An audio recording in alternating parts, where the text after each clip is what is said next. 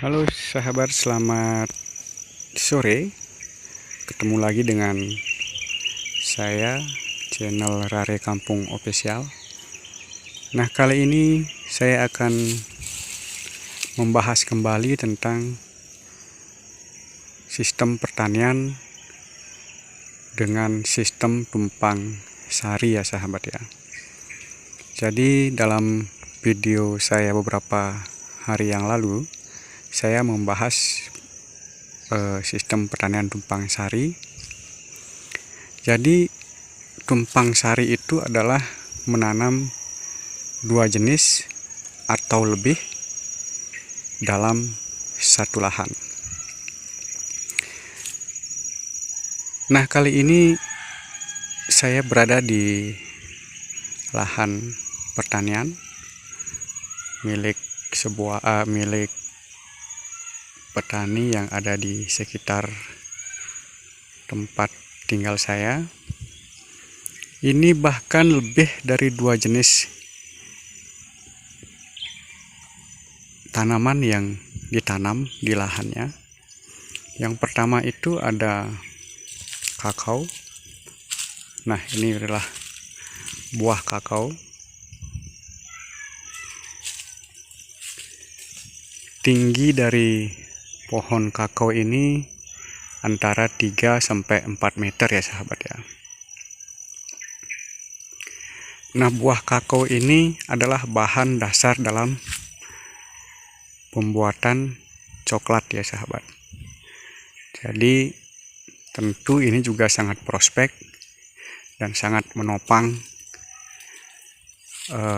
petani untuk meningkatkan pendapatannya ya sahabat ya. Nah, ini buah kakao.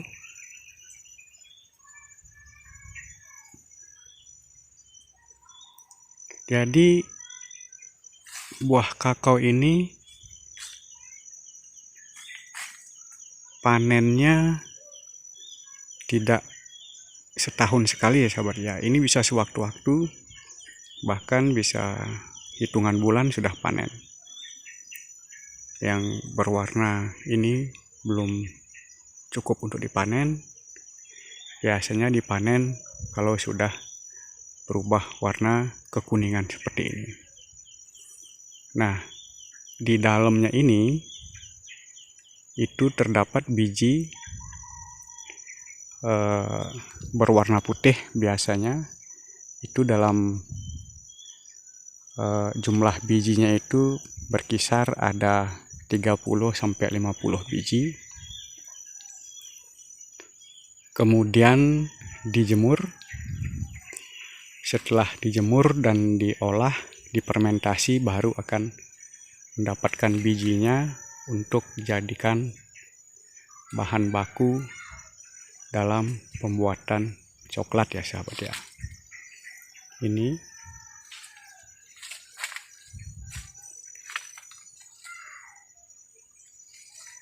Ini namanya kakao sahabat ya, bahan dasar membuat coklat.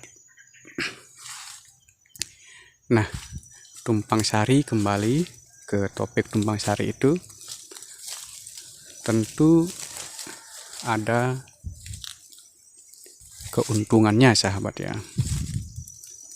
Jadi dalam satu lahan bisa menanam 4 bahkan sampai 6 jenis tanaman pertanian ya sahabat ya, dan itu saling menopang. Jika misalnya tahun ini gagal, kakaonya misalnya tidak begitu banyak mendapatkan hasil, kemungkinan akan ditopang dengan tanaman lainnya. Nah, contohnya seperti ini, kopi sahabat ya. Kopi pun ditanam dalam satu lahan. Nah, ini adalah kopi, tetapi ini masih muda ya sahabat ya, belum bisa dipanen. Kalau kopi itu dipanen setahun sekali. Ini termasuk tanaman keras ya sahabat ya. Nah, ini tanaman kopi. Ini adalah bahan dasar untuk pembuatan kopi. Jadi yang sering kita minum atau yang sering kita beli di toko, di warung, inilah bahan dasarnya sahabat ya. Ini bahan dasarnya. Ini adalah kopi yang masih muda. Kalau sudah siap dipetik atau dipanen, dia akan berubah menjadi kuning, dan yang paling tepat sekali untuk dipanen adalah berwarna merah.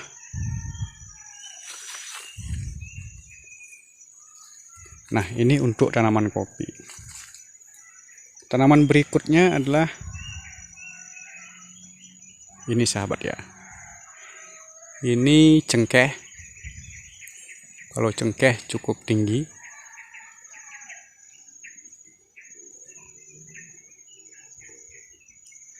Cengkeh merupakan juga komoditi pertanian yang sangat diunggulkan sahabat ya. Di samping kakao ada kopi dan ada cengkeh pula. Ini cengkeh, daunnya seperti ini, tapi saat ini belum berbuah sahabat ya. Harga cengkeh juga lumayan. Untuk saat ini yang kering itu masih di angka 100.000 per kilogram yang kering. Ini adalah pohon cengkeh.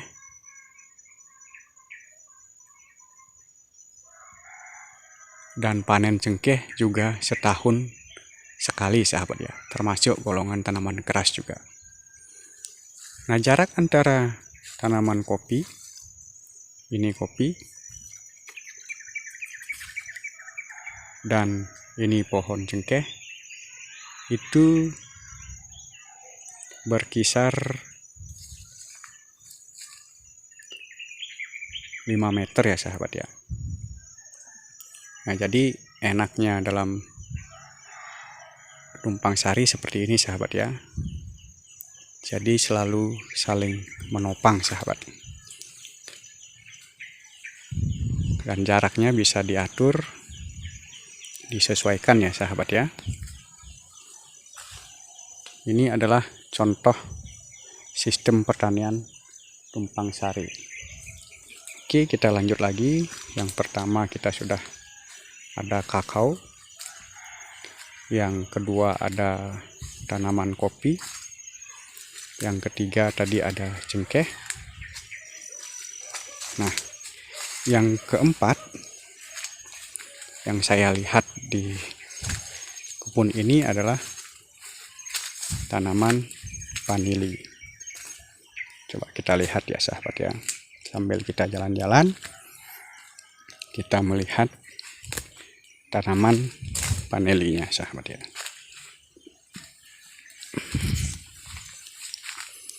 Sistem tumpang sari itu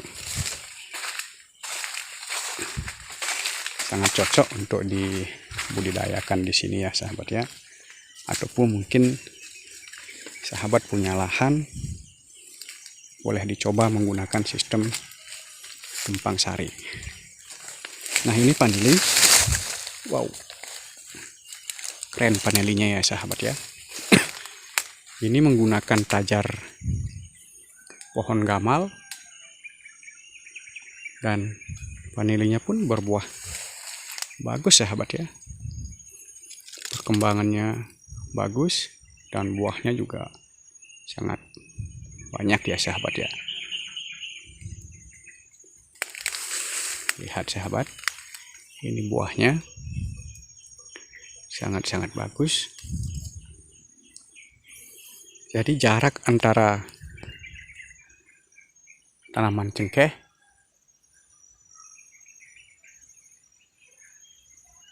dengan tanaman vanili itu berkisar sama, kurang lebih 4-5 meter ya sahabat ya. Nah, jadi dengan sistem tumpang sari ini sangat-sangat menguntungkan sahabat ya.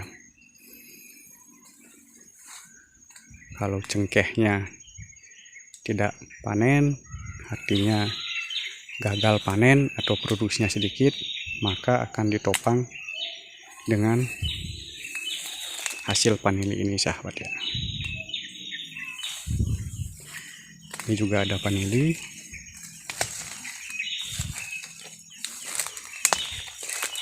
Keren ya sahabat ya. Ini ada panili juga sudah berbuah.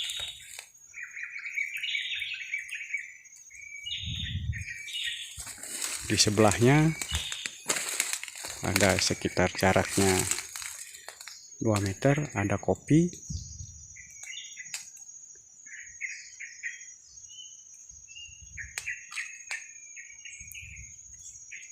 Nah, jadi saling menopang ya sahabat. Di dalam satu lahan itu ada beberapa jenis tanaman yang ditanam. Jadi seperti yang tadi saya bilang, pertama ada kakao, kedua ada kopi, tanaman kopi, yang ketiga adalah cengkeh. Nah, ini pohon cengkeh. Jadi baru akan mulai berbuah ya sahabat ya. Udah kelihatan sedikit. Mungkin lagi 3 bulan atau 4 bulan baru akan kelihatan buah cengkehnya sahabat ya.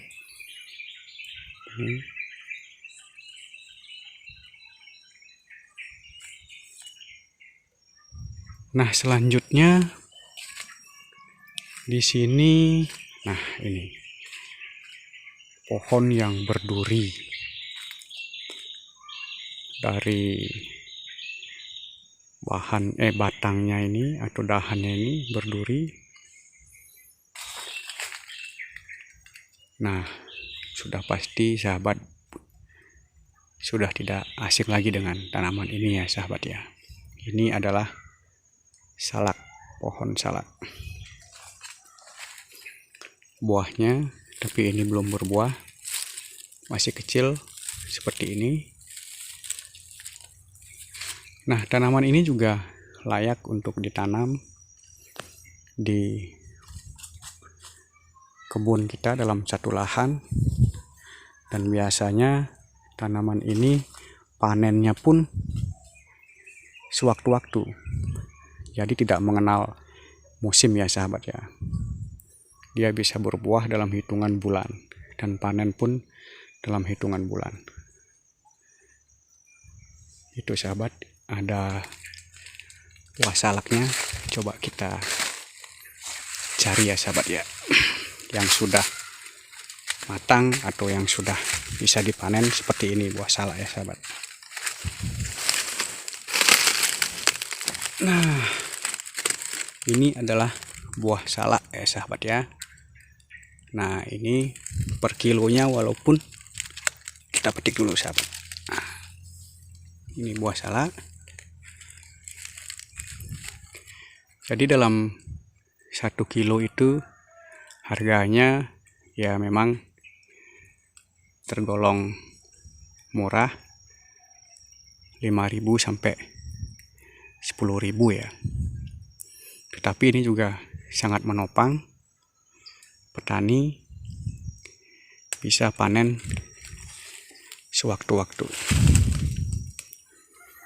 Dan biasanya petani di sini buah salak ini digunakan sebagai pembatas antara pemilik lahan satu dengan yang lainnya. Ini yang sudah matang, yang sudah bisa dipanen. Yang ini belum ya sahabat ya, masih kecil, masih belum boleh kita petik.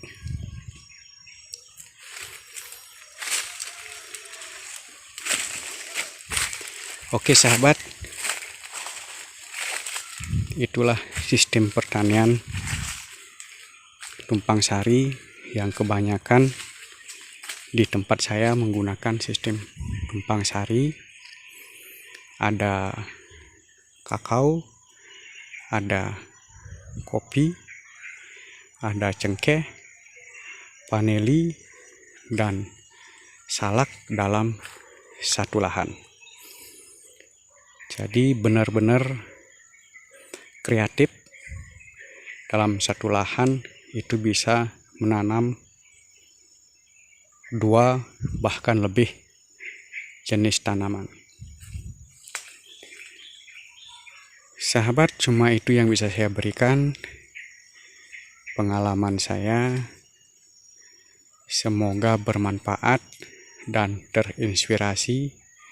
Mari kita selalu untuk menanam pohon, di samping untuk penghijauan, sudah barang tentu akan meningkatkan pendapatan perekonomian kita. Mencintai tunas tumbuh, lalu mekar menjadi buah.